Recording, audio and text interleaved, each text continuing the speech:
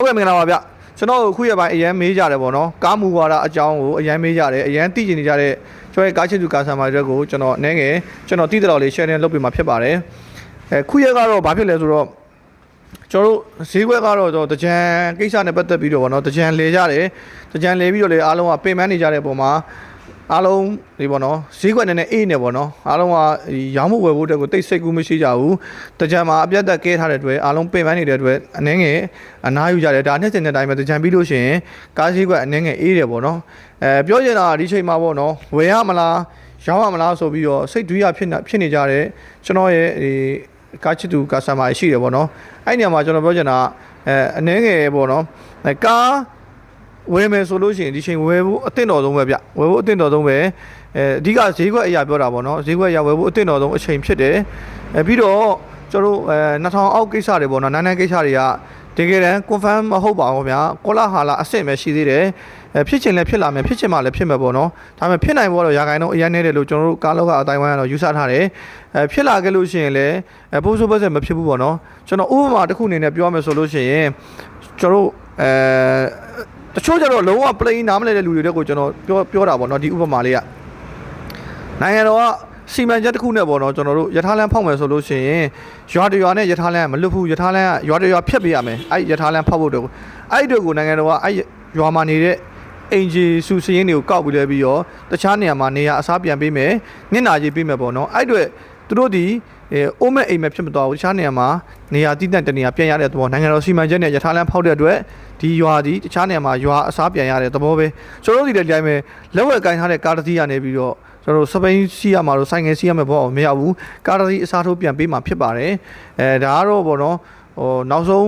ဖြစ်လာမဲ့အခြေခံသဘောတရားကိုကျွန်တော်အနေငယ်ပြောခြင်းဖြစ်ပါတယ်ပြီးတော့ကျွန်တော်တို့အဓိကကျွန်တော်တို့နားလည်ထားဖို့ကမြန်မာပြည်မှာကျွန်တော်တို့ကားကောင်းအရန်ရှားတယ်ဆိုတော့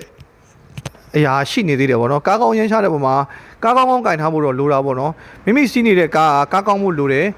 ကောင်းတဲ့ကားမှာလည်းအချိန်တန်ကြလို့ရှိရင်quality တစ်ခုအနေနဲ့ဈေးတန်းတစ်ခုမှာ model ကိုမကြည့်ဘဲနဲ့အယောင်းဝယ်ဖြစ်လာမှာရှိတယ်ပေါ့နော်ကားအရန်ရော့ရင်တော့နောက်ပိုင်းဈေးကွက်မှာတော့ဈေးကွက်ဝင်လာဖို့ရတော့မရှိလာဘူးလို့ကျွန်တော်ယူဆတယ်ပေါ့နော်အဲ့တော့ကားကောင်းလေးတွေဝယ်ယူထားဖို့ကျွန်တော်ရည်ညွှန်းချင်ပါတယ်ဒီချိန်မှာဝယ်မယ်ဆိုလို့ရှိရင်လည်းဝယ်သိတဲ့အချိန်လို့ကျွန်တော်ယူပါတယ်ဘာလို့လဲဆိုတော့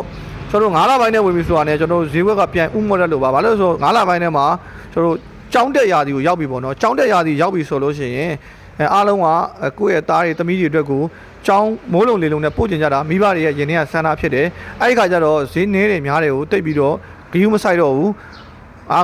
ငါရဲ့သားမိုးလုံလေလုံသွားဖို့ငါရဲ့သမီးကျောင်းမိုးလုံလေလုံသွားဖို့ဆိုတဲ့ဆန္ဒကအဓိက main ဖြစ်တဲ့ခါကျတော့ကားဈေးတွေဘာတွေညာတွေကိုတိတ်ဂယူးမဆိုင်ဘူး350များရင်များပြီဆိုပြီးကားအဝယ်လိုက်တဲ့ຢာတီဖြစ်တယ်အဲ့ဒီအချိန်ဒီမှာကားဝယ်မယ်ဆိုလို့ရှိရင်ဝယ်လူအားများတဲ့အတွက်နည်းနည်းကားဈေးအနေငယ်မြင့်တက်နိုင်တယ်ကားကောင်းရဖို့ခက်ခဲနိုင်ပါတယ်ခင်ဗျာအဓိကတော့ကျွန်တော်တို့ကားဈေးကွက်ကတော့ဝယ်လူအားရောင်းလူအားနဲ့ပဲသက်ဆိုင်ပါတယ်ခင်ဗျာဘာမူဝါဒညာဝါဒနဲ့မသက်ဆိုင်ပါဘူးလောလောဆယ်အနေထားမှာတော့မြေပြင်အနေထားမှာအမှန်တရားတစ်ခုရှိတယ်ကျွန်တော်တို့ဒီ2000 model အထက်ပေါ့နော်ဒီကလူကာလေးတွေတောင်းတင်1 2 3 4 5လေးတွေကအယောင်းဝယ်ဖြစ်တယ်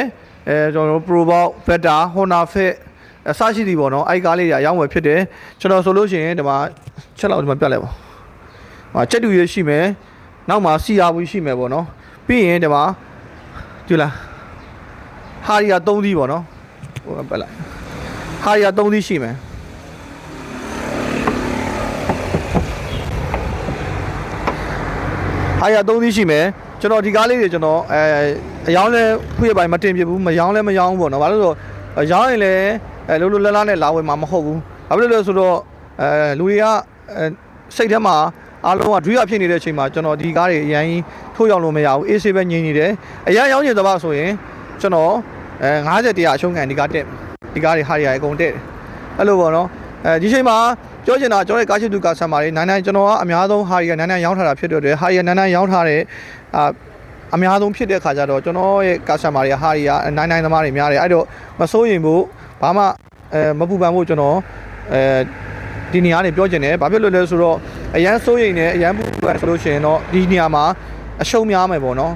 လက်ရှိ policy ကဖြစ်မလာခဲ့ဘူးဆိုရင်ကျွန်တော်တို့ကအရှုံးနဲ့ရင်ဆိုင်ရမယ်ဖြစ်လာခဲ့ရင်လည်းဒီအရှုံးပဲမဖြစ်ရင်လည်းဒီအရှုံးပဲအဲ့တော့အရှုံးကတိတ်ပြီးတော့မတိတာဘူးပေါ့နော် ဒီတိုင်းပဲဖြစ်တဲ့အတွက်ကျွန်တော်ငြိမ်ငြိမ်လေးနေပြဖို့စောင့်ကြည့်နေပြဖို့ပေါ့နော်ပြီးတော့ဟာရနိုင်နိုင်သမားတွေကကျွန်တော် model မြင့်ပေါ့နော်ဒီ Vector တို့ Insight တို့ model မြင့်ကားလေးတွေကိုmodel မြင့်ကားလေးတွေကိုတစ်ချက်ဟိုပါပေါ့နော်ချိန်နေကြတယ် model မြင့်ကားလေးတွေကိုချိန်နေကြတဲ့နေရာမှာကျွန်တော်တို့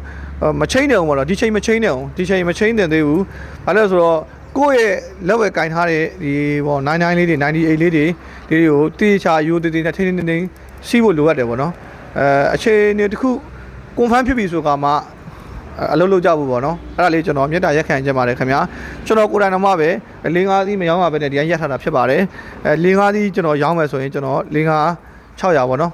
ဘယ်လောက်ရှုံးမှတော့မသိသေးဘူးပေါ့နော်အဓိကဝယ်တဲ့ပုံမှာဝယ်လူကျွန်တော်တို့ကားလောကဈေးကွက်အဓိကလိုရင်းပြောရရင်အရာအားလုံးဒီဘာမူဝါဒညာမူဝါဒပုံမှာတော့ကျွန်တော်တို့အခြေမခံဘူးဝယ်လူအားနဲ့ရောင်းလူအားပဲအခြေခံတယ်အခုလောလောဆယ်99တို့98တို့ဒီဝယ်လူအားအရန်နည်းနေတဲ့အတွက်ကျွန်တော်ဒီခုချိန်မှာဝယ်ရင်